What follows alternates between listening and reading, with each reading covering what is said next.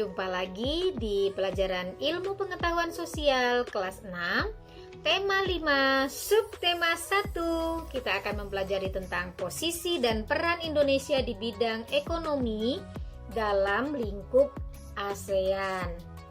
Nah, kerjasama dalam bidang ekonomi dilakukan negara-negara ASEAN. Tujuannya untuk apa ya? Melakukan apa sih mereka?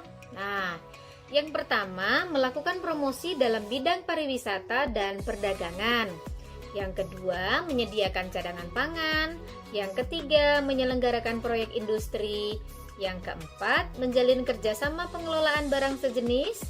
Yang kelima, membentuk komite negara penghasil minyak bumi ASEAN.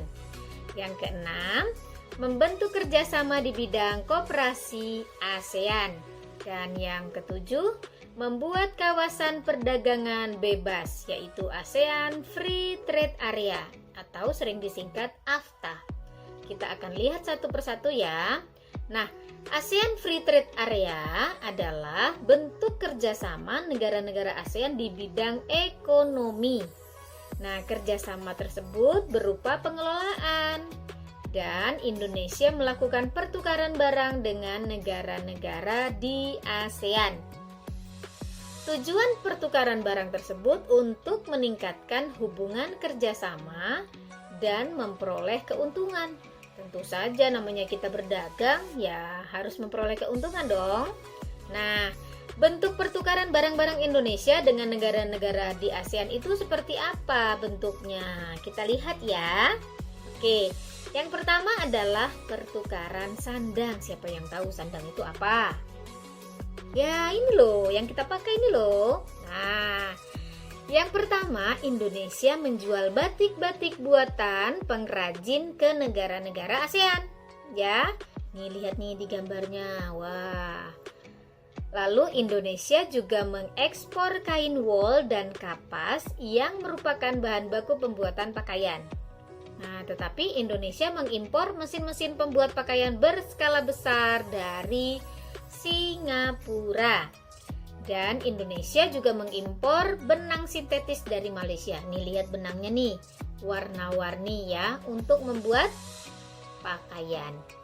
Nah, yang kedua bentuknya adalah pertukaran pangan. Tadi sandang udah, berarti wah, penghasil apa nih kita nih ya? Hasil pangan Indonesia seperti tepung tapioka, lada, dan kina diekspor ke Singapura. Dan kopi dan sayuran juga diekspor ke Malaysia. Nah, sedangkan kita dapat barang impor untuk pangan apa saja? Yaitu beras, gula, buah-buahan, dan madu. Itu kita peroleh dari Filipina dan Thailand. Nah, ini dia yang dibilang adalah bentuk pertukaran barang. Berikutnya yaitu pertukaran papan. Nah, ya, sandang, pangan, papan nih. Nah, hasil hutan Indonesia seperti kayu banyak diekspor ke negara-negara ASEAN. Seperti kayu jati. Anak-anak tahu ya kayu jati yang mana di fotonya? Ya, nanti Bu Hanum tanya pas meeting kelas ya. Nah, itu diekspor ke Malaysia. Kalau kayu lapis diekspor ke Thailand, dan kayu mahoni, nah yang bagus tuh, paling atas tuh, ya ke Singapura. Nah, sedangkan semen putih sebagai bahan baku pembuatan rumah diimpor dari Filipina. Ya, kita dapat dari Filipina. Nah, selain dalam bidang sandang, pangan, dan papan, Indonesia melakukan kerjasama pertukaran barang dalam bidang pertambangan.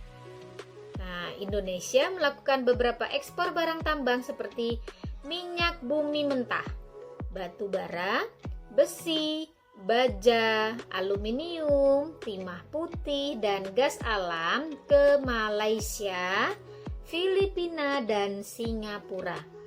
Anak-anak udah tahu kan yang mana aluminium, yang mana timah putih? Ya, bisa dilihat ya di tayangan yang sudah ada di depan kalian.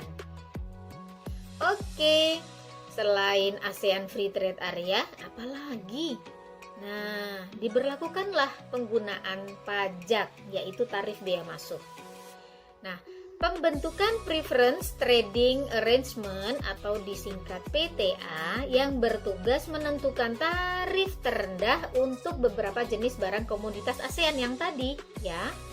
Sistem tarif bea masuk ini diberlakukan untuk melindungi produk dalam negeri anggota ASEAN sehingga negara-negara anggota ASEAN itu punya produk dalam negeri yang bisa diperoleh dengan harga yang sesuai ya, sehingga bisa terbeli oleh negara tersebut. Nah, lalu tujuannya apa lagi?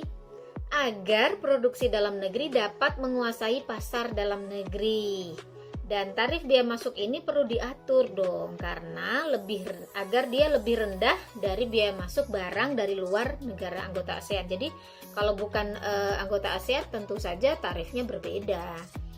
Sehingga harapannya apa? Harapannya adalah perdagangan antar negara ASEAN dapat berkembang dan bersaing dengan negara-negara di kawasan lainnya. Ya, yang ketiga juga mendirikan industri dan investasi yang produktif di kawasan ASEAN. Industrinya apa saja? Kita punya pabrik Abu Soda di Thailand di bidang industri ya. Lalu ada pabrik vaksin di Singapura. Ada pabrik amonia dan urea di Indonesia dan Malaysia. Ada pabrik diesel di Singapura. Ada pabrik tembaga di Filipina. Dan investasinya apa ini? Dibuatlah kawasan pertumbuhan. Nah, Bu Hanum masih ingat ini saat Bu Hanum SD ya. Mau masuk SMP ya kayak kalian ini, kelas 6 ya. Nah, itu ada dibuat kawasan pertumbuhan. Yang pertama adalah IMTGT, yaitu Indonesia, Malaysia, dan Thailand Growth Triangle. Nanti kita lihat negara mana saja ya. Negaranya sudah ada 3, kawasannya mana aja ya. Yang kedua disingkat yaitu BIMP EAGA, yaitu Brunei Darussalam, Indonesia, Malaysia, Filipina, ASEAN Growth Area. Ini adalah kepanjangannya. Nah, yuk kita lihat kawasan pertumbuhannya itu. Yang tadi IMTGT itu mana saja ya. Di kawasan Indonesia, nah hanya di daerah Sumatera Utara dan Nanggro, Aceh, Darussalam ya, di kampungnya Bu Hanum dong. Nah, makanya Bu Hanum ingat waktu dulu SD pernah ini. Nah, karena kita masuk dalam kawasan pertumbuhan ya. Lalu kawasan Malaysia mana saja? Kedah, Perlis, Penang, dan Perak, ada 4 ya. Nah, ada 4 kota ya. Lalu di Thailand ada 5 bahkan ya. Namanya di daerah Satun, Narathiwat, Yala, Sangla, dan Patani. Nah, jadi kawasan IMTGT itu ingat ya, ada 3. Oke, Indonesia, Malaysia, Thailand. Yang kedua, itu kawasannya mana saja? Yaitu Brunei Darussalam. Lalu di Indonesianya di pulau mana? Kalimantan, Sulawesi, Maluku, dan Papua. Jadi Sumatera tidak loh ya. Dan kawasan Filipina itu di Mindanao dan Palawan. Sedangkan kawasan Malaysia ada di Sabah, Sarawak, dan Labuan. Nah, yang berikutnya adalah membuka pusat promosi ASEAN untuk perdagangan, investasi, dan pariwisata di Tokyo, Jepang.